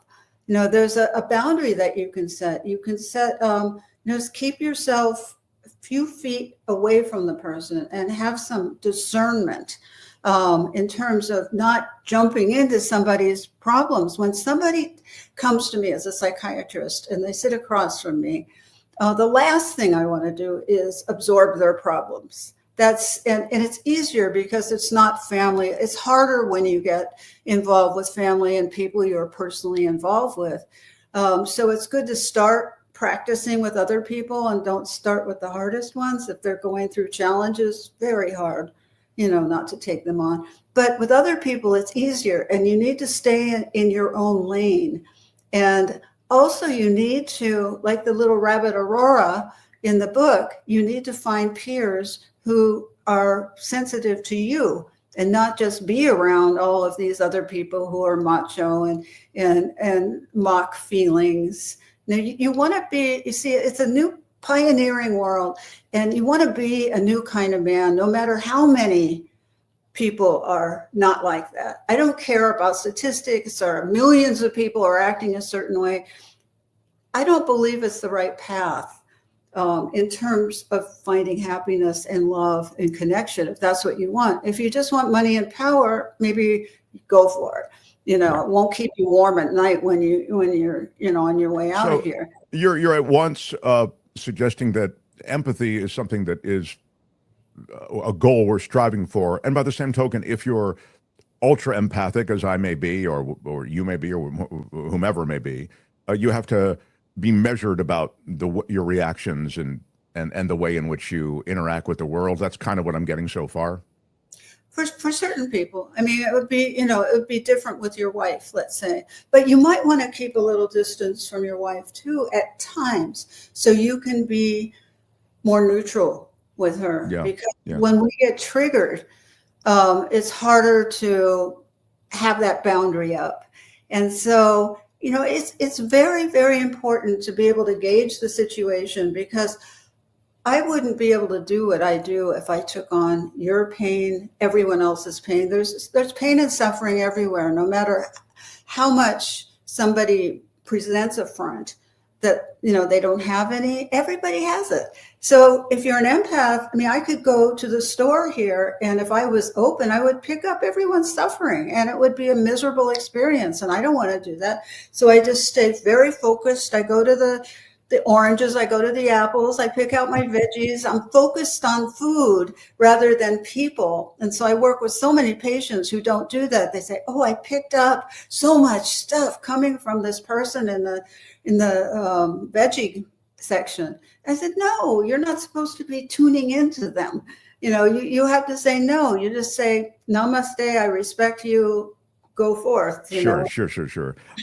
I'm getting that I might need some additional sessions with you, doctor, to really work through my problem. But let me turn to your book, The Highly Sensitive Rabbit, which is coming out. As I say, it follows your other books about empathy. But this is a book which is geared toward kids and rewarding sensitivity, rewarding an understanding, and sort of emphasizing and re-emphasizing how important that is in their relationships.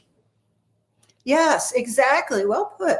And it's about the journey of Aurora, who's highly sensitive and feeling like she doesn't belong anywhere and doesn't connect with the human race, and then goes on a journey when she loses her home to meet like-minded animals who are able to support her and give her the kind of understanding that she's been craving. And it's a beautiful book. It's gorgeously illustrated, and it has a very happy ending. Oh, that's terrific. I love that. I can't take this new, I always liked noir in film, but sometimes the noir can really be too noirish for me. So it's nice when somebody tells me, hey, you know what? at the end, everything works out. You just have to be there for the journey. The highly sensitive rapid, Dr. Judith Orloff, psychiatrist, trusted expert on thriving as an empath. I feel that we have many conversations ahead, Dr. Orloff. I want you to say it because it reminds me of my therapy. I'm afraid we're out of time for today. Will you say that for me? That's what my therapist used to say. I'm afraid we're out of time for today. Judith Orloff, you're awesome. I applaud you, and I appreciate you spending time with us. Thanks so much. You're welcome. All right. Judith Orloff, everybody.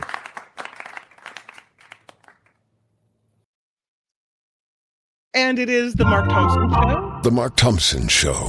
Yeah, it is the Mark Thompson Show, and it is time for something we wait for all week. So excited. It's the planet, stupid. Let's bring it on. The planet Earth. Some call me nature. I am very passionate about the planet. A living, breathing planet capable of sustaining whatever life forms we see fit to deposit on it. Spock, judging by the pollution content of the atmosphere, I believe we have arrived. It's the planet stupid. No. It's the planet stupid. Today with Mark about Trump getting rid of these key wind programs that are along the East Coast, even wind programs that are already halfway built, halfway done. He's nixing the whole thing. And what's interesting is that's exactly what Belinda Waymouth, our eco-journalist, wanted to talk about today. Let's welcome her in. Belinda Waymouth, everybody. Hi. Hello. How are you? I'm good. Sorry for the last minute switch in host, but Mark is under the weather. I'm glad you're here. How are you doing? Fantastic. Thank you. Yeah, super Good. well. How about you? Really good, except for I thought we were getting into renewable energy, Belinda, but instead it seems like we're reversing course. We're backing up, and I don't want to back up. Yeah, no, neither do I. I mean, it's so idiotic what is happening. So Bloomberg has just come out with this report for the incredible uptick in investment globally in renewables. Like, we've reached a record high for the first 6 months of this year. We're up 10% from last year at $386 billion. And they say that this year alone, of the, over 2 trillion that's going to be invested in energy, 2/3 of it is going to renewables. That's in the rest of the world. Here in the US, we're down 36% in our investment in renewables as compared to, and it's, oh my God, it's so dumb. I mean, I don't want to get worked up. I don't want to get you worked up, Kim, but it's so mind-numbingly dumb what is happening. And this closure last week, Revolution Wind, they're off the coast of Rhode Island. It's 65 wind turbines. This project, like the other 2 that have been canceled by the Trump administration, this project is 80% completed. It, by spring of next year, would have been powering 350,000 homes in Rhode Island and Connecticut. And with this absolutely made up, ridiculous, like national security risk, it's not a national security risk. It's off the coast of New England. Come on. I mean, the only risk that it poses is to the fishing industry, not to birds, not to any of the stuff. The really awful thing is we've got Trump administration people, we've got governmental departments now saying what he says. It's unproven, it's experimental, or he actually says wind projects are proven failures. And let's just go back a little bit to 2006. So 2006 started I can only call it a tantrum because I find it quite childish. It started in Scotland because he didn't want wind turbines offshore from his golf courses in Scotland. And I've sent through a link, if you can find it, Albert. It's got Trump playing golf in Scotland last month, and there are some wind turbines in the background. Now, here's the thing. So his golf courses are on the East Coast north, where Aberdeen is in Scotland. And there's the Aberdeen wind turbine farm has 11 turbines, 11.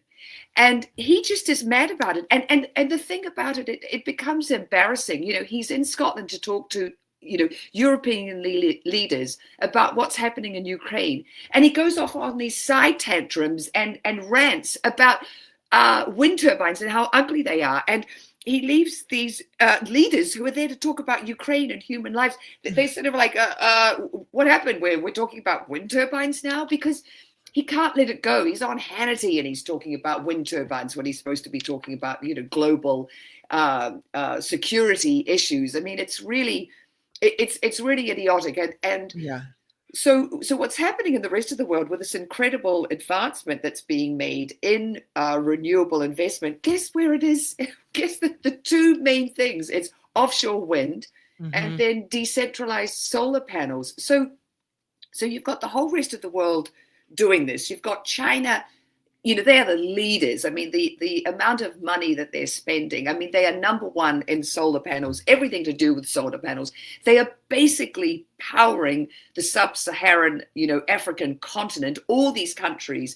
And this is hundreds of millions of people who have lived without electricity their whole lives because of these cheap solar panels coming out of China. They now have electricity. Just to give you an idea of what happened. So last year in Pakistan alone, individuals, the general public, installed enough solar panels to be equivalent to half of the country's national grid output. Wow. Individuals with solar panels.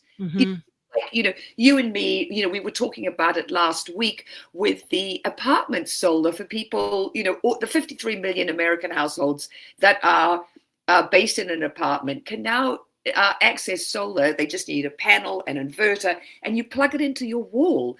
Yeah. So the thing that's, you get it. This is the way of the future. This is what is happening.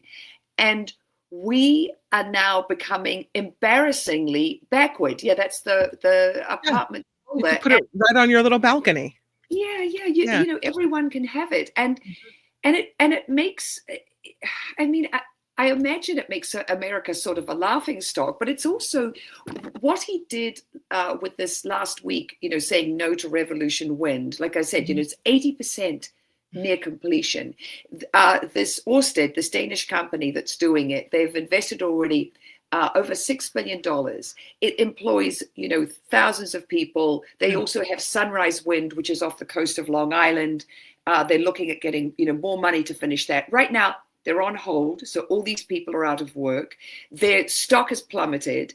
And they, I think, are on the hook for like $25 million a week while they're in this, period of stasis. Legally, the Trump administration, these are all projects that were federally, permitted, approved. And what analysts thought when Trump came in and started sort of, going, I'm going to, stop offshore wind. Everyone thought, well, the projects that are already underway and are near completion, those won't be stopped. Right. And he has such a vendetta against wind, I think, because of his golf courses in Scotland, that he's going after stuff. It's really idiotic because, you're going to, sour relations with, international investment. All the money right now that's happening and all the development, this incredible 10% increase and this record-breaking investment in renewables, lots of it is happening in the EU because, of course, the companies with the money see the writing on the wall in the US, and so they're pivoting. And now the EU has way more money in development and renewables than we do. And sorry, I'm really on a rant here. Oh, bring it, girlfriend. Go ahead. Okay. All right. Thank you, girlfriend, because I'm gonna. So here's the thing. They are called renewables because they are renewable. Yeah. We're never going to run out of wind. We're never going to run out of Mrs. Sunshine. She is going to keep shining every single day of our lives. Yes, some of them are going to be cloudy. But here's the thing. Fossil fuels are finite. The reason why coal and gas and oil are harder to get, and now we blow the tops off mountains to get coal. We frack, we acidize, hugely toxic, uses tons of, clean water, because most of the easy to get oil and gas is already gone. So we have to acidize through shale and rocks to get to the deposits that are still left. Fossil fuels are finite. We're going to run out of them. So to keep putting all this money and energy and effort into extracting them, dumb, D-U-M-B. And renewables aren't. And the other thing is, while we, sort of blithely let Europe and China take over with being the leaders in renewables, and we turn our backs on them because, wind turbines are, proven failures. They're not.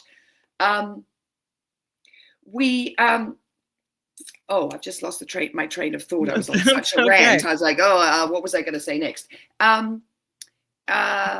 Renewables, why they're so important. We all have these moments, but I will say I didn't know that Trump was not liking these wind turbines because it seems they impact his view.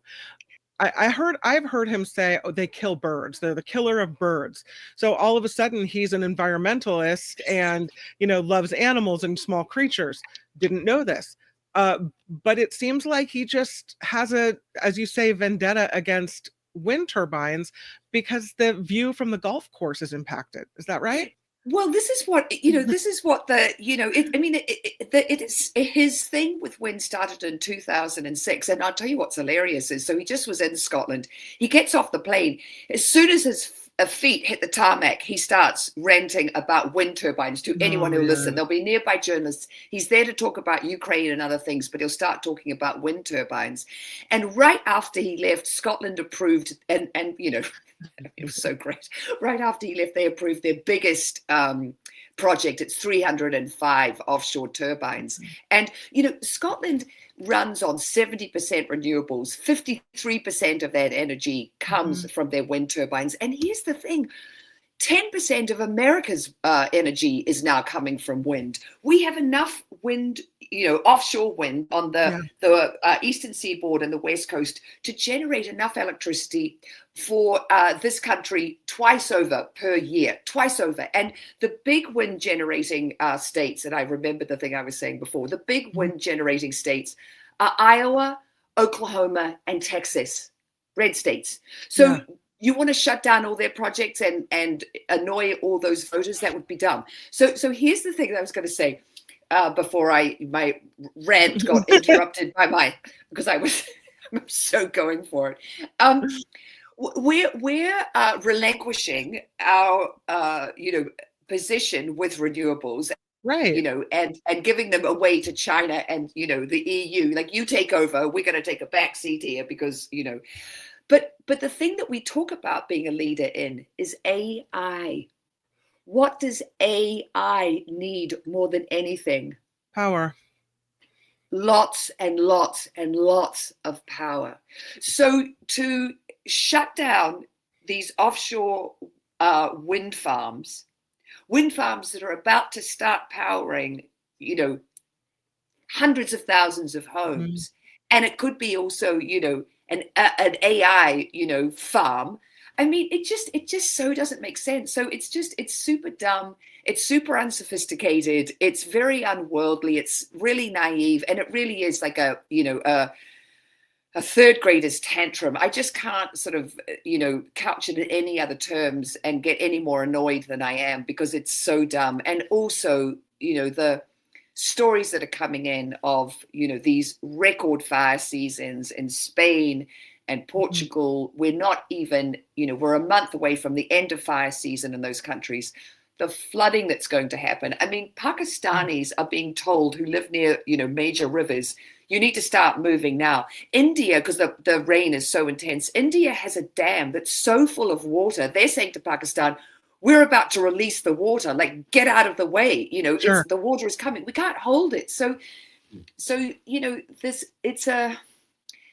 it's as well as, fossil fuels, being a finite resource, we're a finite planet. We're this one, orb, and we don't want to, we're wreaking too much havoc, on ourselves with this heated up atmosphere. And we have these opportunities to embrace these and they're not even alternative energy sources at this point. Not anymore. Using them. Yeah, it's like, it's not, they are proven to be so effective. I mean, Scotland produces so much wind. I just have to keep talking about Scotland because I know it's sort of a needling thing. It's like they produce so much offshore wind. They don't use all of it. It's being used south of the border, down in England, down in Wales. They're exporting it to Northern Ireland. I mean, the UK is getting its wind from Scotland. It's a gold mine. Basically, maybe if we called them, if we changed the names, if we called them, gold turbines, and if they painted them gold, because he loves that color, if they painted them gold, they were sparkling. Yeah. It's just, crazy. I have a question for you, though. I wonder if Trump can stop a project that's 80% complete, then you would think that maybe he could also dismantle projects that are 100% complete. Are we done when you look around at wind turbines, because of whatever prejudice he seems to have against them? Do you think he could just say no more of this in America and go around and take them all down?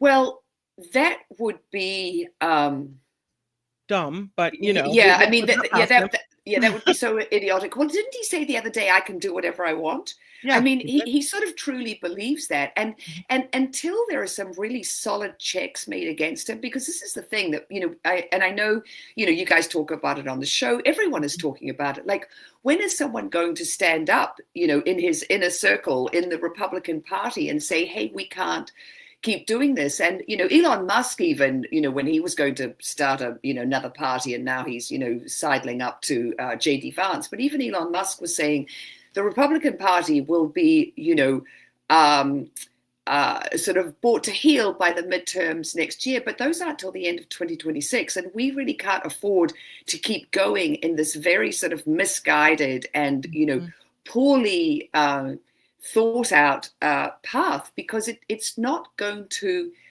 help us long term. And the fact is that all these companies, Revolution Wind, Sunrise Wind, these Norwegian companies and Danish companies that are in the US, investing billions of dollars in wind technology because they're experts, bringing their expertise to here to share with us.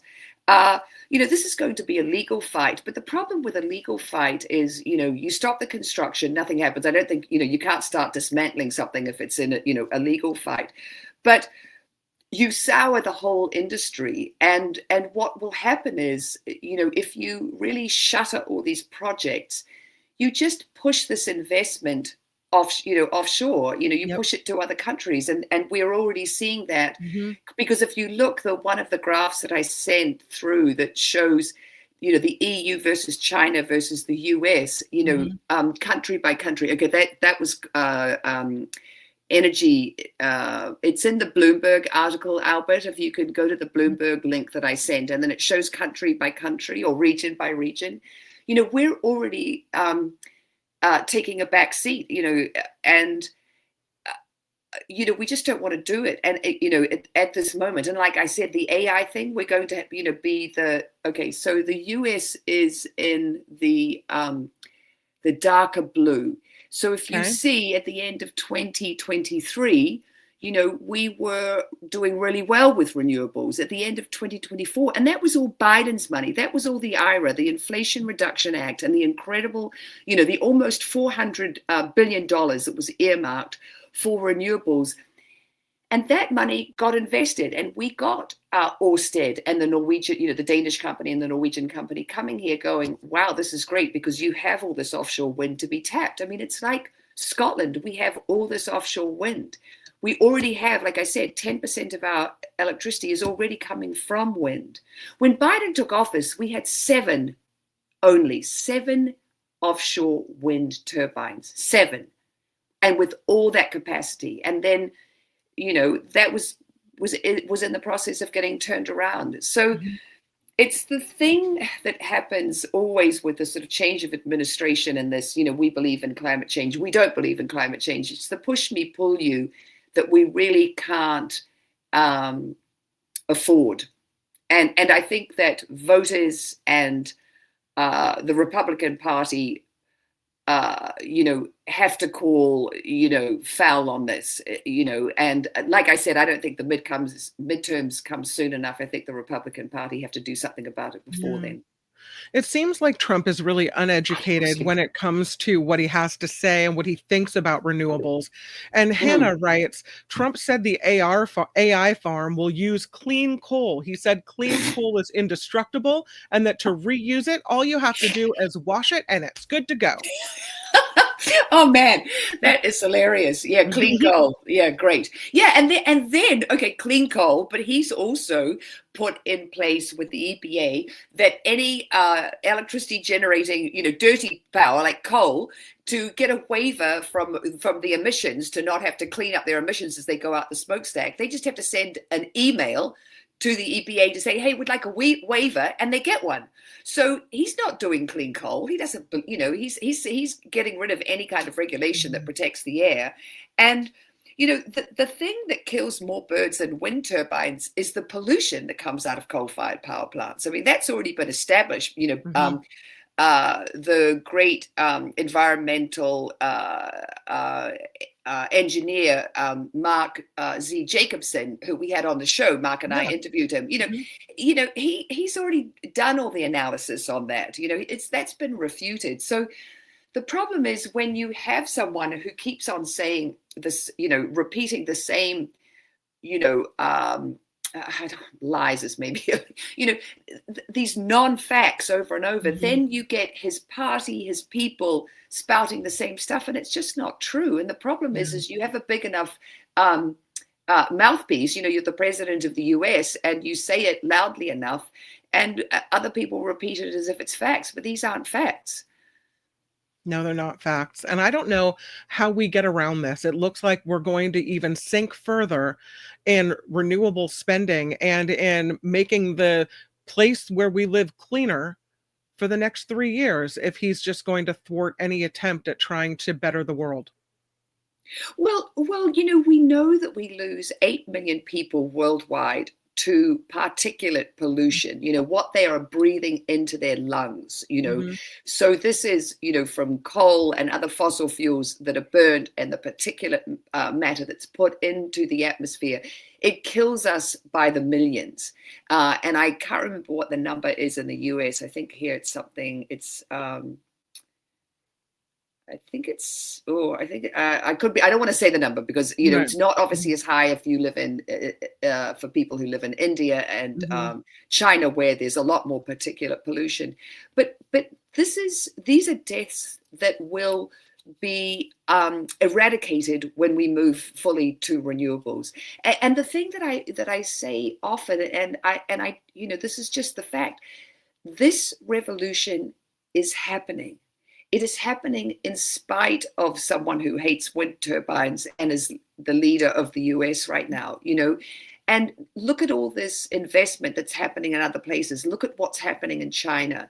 The 4 million apartments in Germany that have those apartment solar panels that are generating the equivalent of, several coal-fired power plants already just from their balconies. This transition is happening. And so, yes, we don't like change. We bristle at it. We fight. We don't want to be told we have to do something different. And, there's this macho idea that, fossil fuels that, make us great. But, we have to make friends with reality, and unfortunately, we do have someone, who doesn't understand this situation and who is saying a lot of things that just aren't true, and not even just about renewables, about other things as well.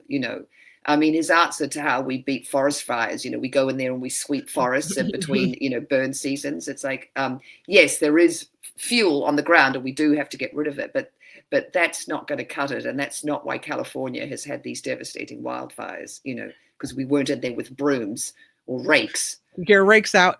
Do you have time to quickly touch on this neighborhood nuclear power? What? Well, this is interesting because this is supported by Democrat and Republican administrations alike, because you've got these far-flung places, and this is where AI farms are going to be as well. That are using oil generators, and they really reliant on, sort of a fossil fuel sort of makeshift thing to, to power them. You have a factory, way out in a rural area. And now there are these reactors. There are 6 different companies racing to perfect this. And there are reactors. So I sent the link again, Albert, and they basically fit on the flatbed of a truck. So there it is.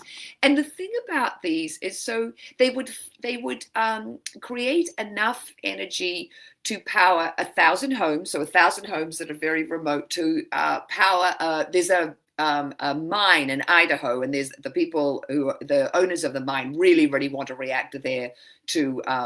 It's, what are they called? They're called hard rock gold. So the mine owner there in Iowa, Idaho, he wants one of these. They've even had billionaires who've asked, could that power my entire island? I've got a bunker in Hawaii, say, or somewhere, and could I get one of these little nuclear, they're called micro reactors.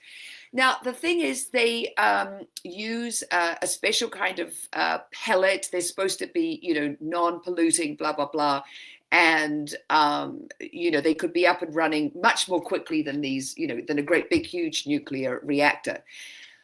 On the con side is, what about safety? You would have to have some kind of infrastructure to deal with it if something went wrong, because the people who are, racing to perfect, these micro reactors, they're not talking about the downside. I mean, they're just talking about things like, it doesn't take water to cool it. We can do that with molten salt and helium gas, and it's way, way better. And these little uranium pellets, they're great, and blah, blah, blah. But, what happens if something does go wrong?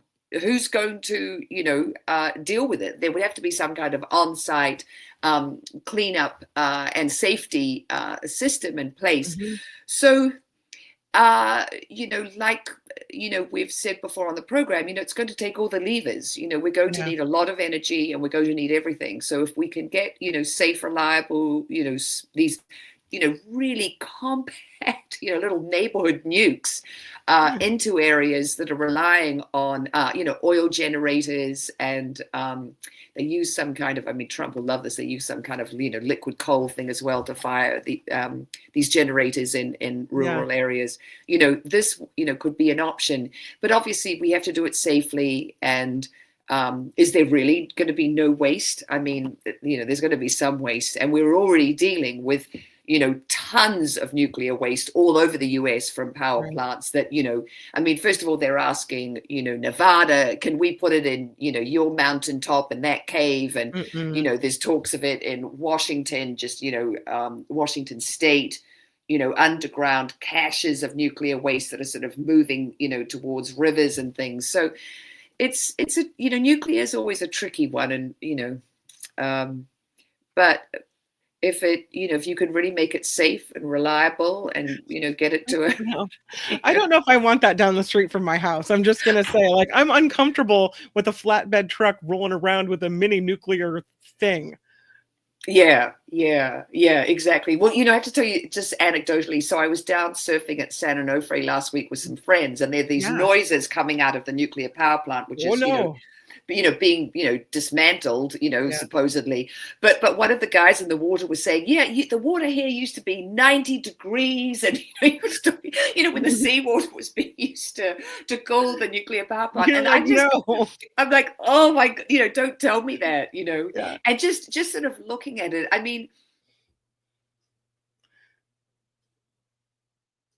Oh, you froze up, my friend. 3 Mile Island. I come from the world's only nuclear-free nation state. New Zealand is the only country in the world that has said no nukes ever, ever, ever. No nuclear-powered submarines, ships, nothing can come to our shores.